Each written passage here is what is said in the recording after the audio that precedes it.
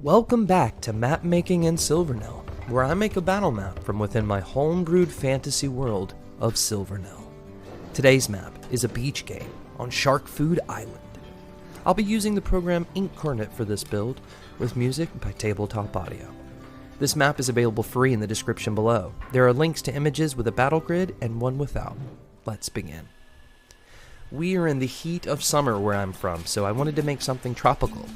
And since I've been binge watching Survivor, I'm going to make a battle map that your GM can choose to instead run a skill check battle game. So, we begin by placing some sand and some grass. We want to make sure we keep an open space for some wooden games to be set up on the beach. When painting the water, I want to make sure to have an ombre of sand underneath to show it slopes down in the ocean. And we want that water to be bright and inviting.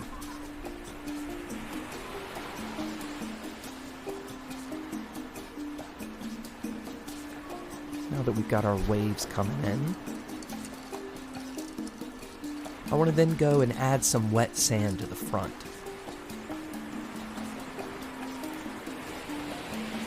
Here we go. I need it to be darker for some wet sand. Perfect.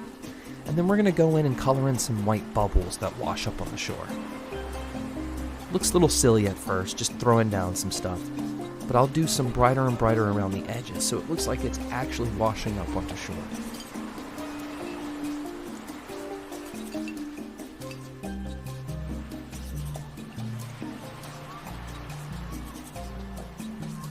Perfect. Now, to start our games off, I'll place down some wooden platforms where our competitors will start. This can either be 3 teams or 3 individuals.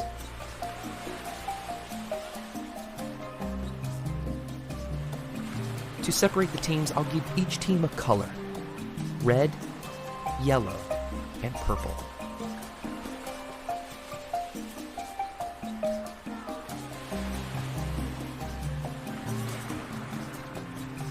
That's looking good. Okay, so the next stage of the game is to carry a large wooden cage onto the beach and place it on wooden pegs. So right after I go over this with some grass and kind of do an outside path of the playing space, I'm going to lay down some big cages. And now for the wooden pegs that you're going to have to put them on. I want to change those colors to reflect the team colors. Perfect. Now the next stage of the game will be crawling under that cage through the sand and then through a mud pit.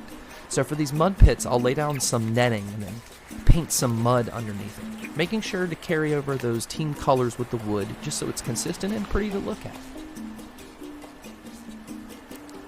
So I'll color some mud underneath, and I want to make sure it doesn't just stay underneath the rope, but kind of spills over the sides a little bit, and especially at the top where people are exiting. I want to show this mud's being carried around.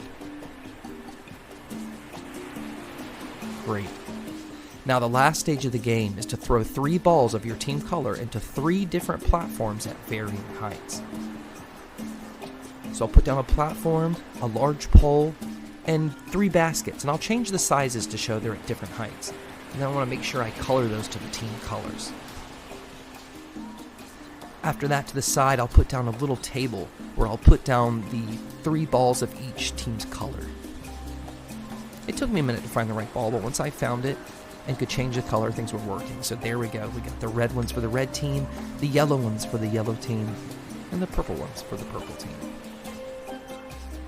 After we scuff up the grass around, give it some more foot traffic, because I'm sure people have missed lots of times.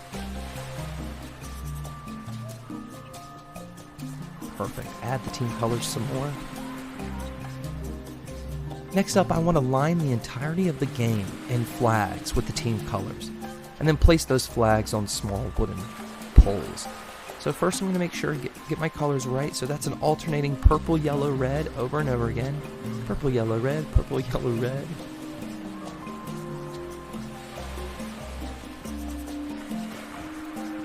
And then we'll go down and place our poles. Beautiful. Okay, let's clean up that wraparound sand road. Make sure it stays nice and thick. You can see it where people walk around. and I'll add some foot traffic to the sand. A couple different varying colors of that sand will show different mounds that have been pushed up while people walk. That's starting to look really good. Great. Now for the surrounding island, I'm going to go ahead and add some greenery and some palm trees, some bushes and crabgrass.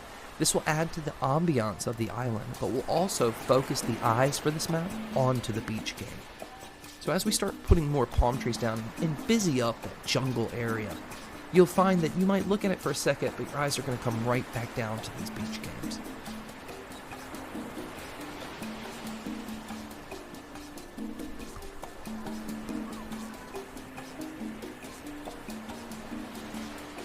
Perfect.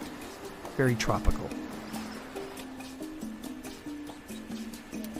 Okay, let's add some ladders to these platforms. I'll diminish one of them so it looks like it's in the water, so half of it is. And then I'll go ahead and throw some rocks around, add more to that natural beauty. Fantastic. Okay, for this section, I want a platform our competitors can stand on while receiving instructions. This will also include an immunity necklace for tribal voting, if that's what you choose to do in your game, and a table of food as a reward for victory. So we've got our necklace on that podium, and now we're just going to add food onto this table. Anyone who's seen the show Survivor knows this is a very important part.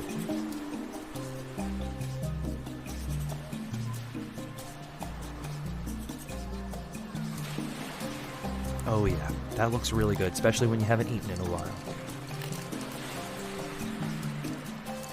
Behind the host, or the person who's leading the game, I'll add a big wooden structure with torches, just to add some dramatic flair.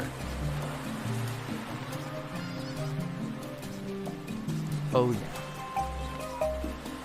Let's darken up some of these areas to show the light's not around it in the water. I'll add a couple curious fish. And then I'm going to add some bleachers for our failed teams to sit on while they wait.